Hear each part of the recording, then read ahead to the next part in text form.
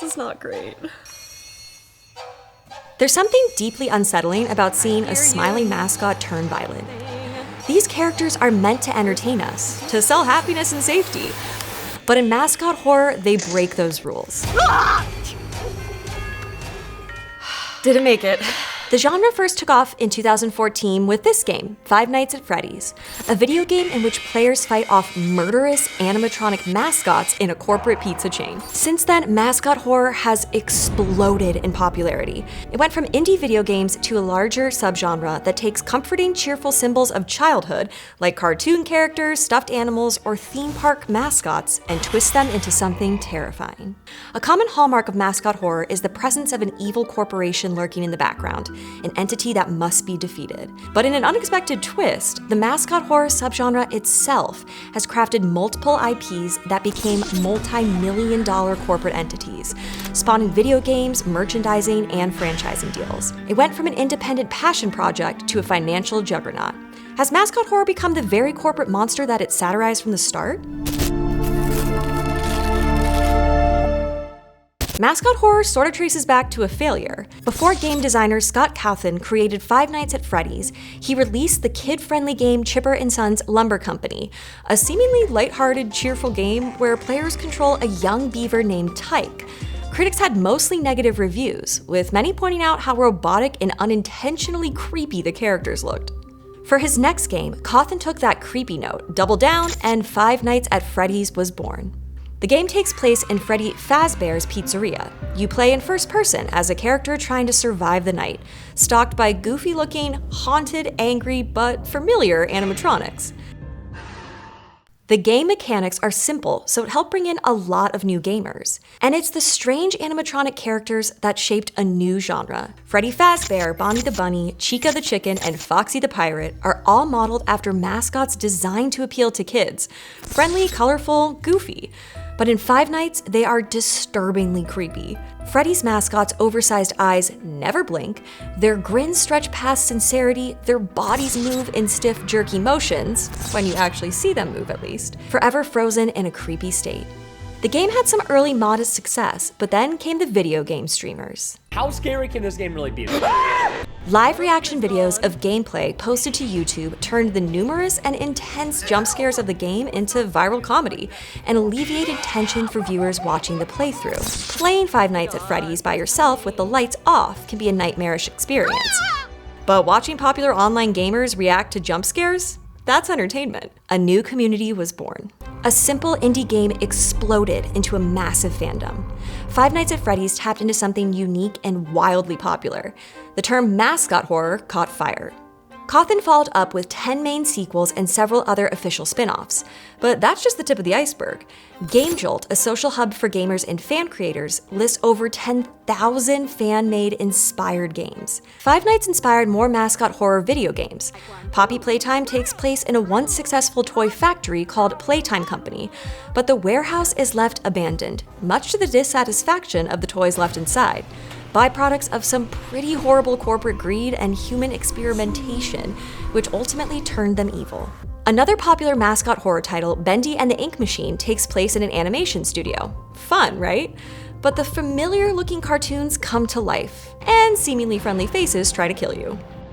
This is a common theme in the mascot horror genre, friendly faces that turn evil. Is that what makes mascot horror so frightening and fun? The familiar world that can no longer be trusted? Five Nights at Freddy's relies on a cultural touchstone of childhood to make the game scarier. It gives context to the presence of the evil antagonists. The nostalgic familiarity shown in an unfamiliar way is unsettling. The large-eyed characters, to a degree, appeal to children and sentimentality, but suddenly becoming antagonists makes them threatening.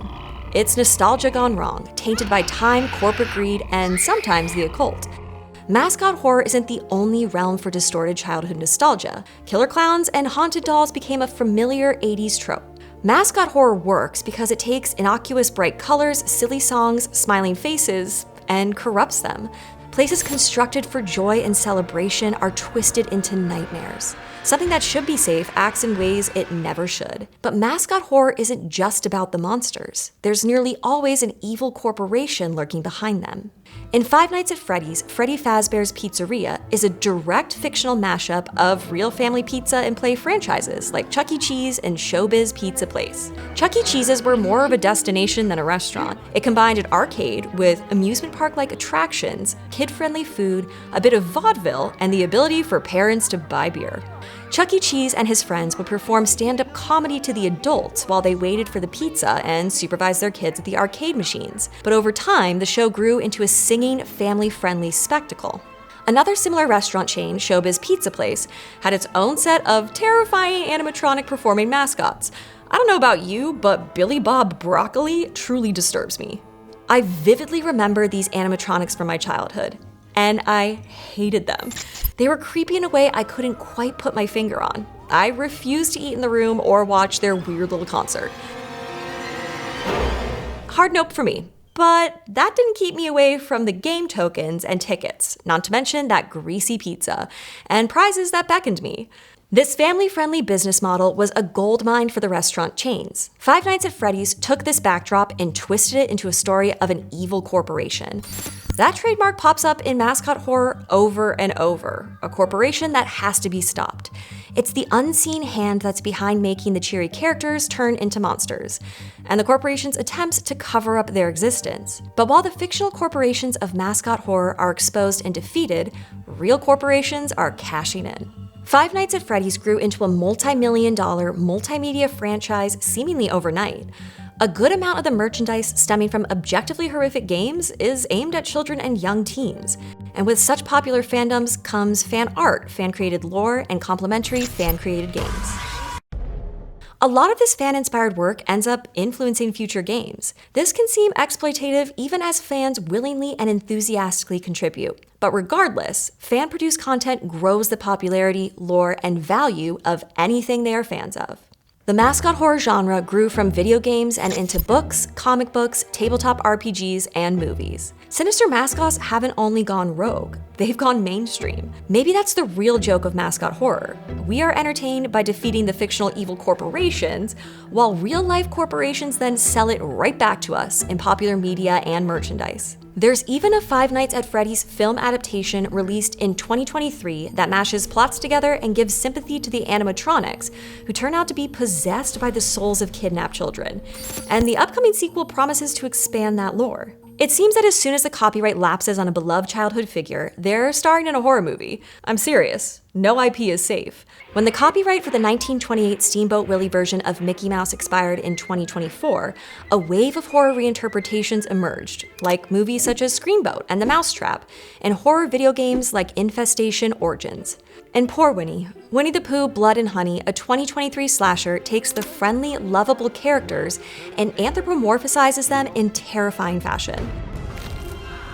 So it seems that nothing is safe from the profit machine of capitalism. Not our childhood heroes, spaces, or memories. And in mascot horror, that's also true for monsters. Capitalism is a monster that spawns more capitalism. Another very real thing keeping mascot horror alive is the fans. Online communities breathe life into these twisted worlds. It's collective imagination at its best. Mascot horror isn't just about corrupted childhood icons.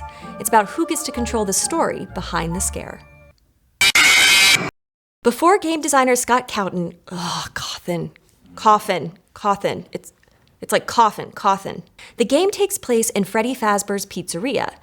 Fazbars? She's not gonna make it. What? Okay. All right, let's do it. Quick. Wow, okay.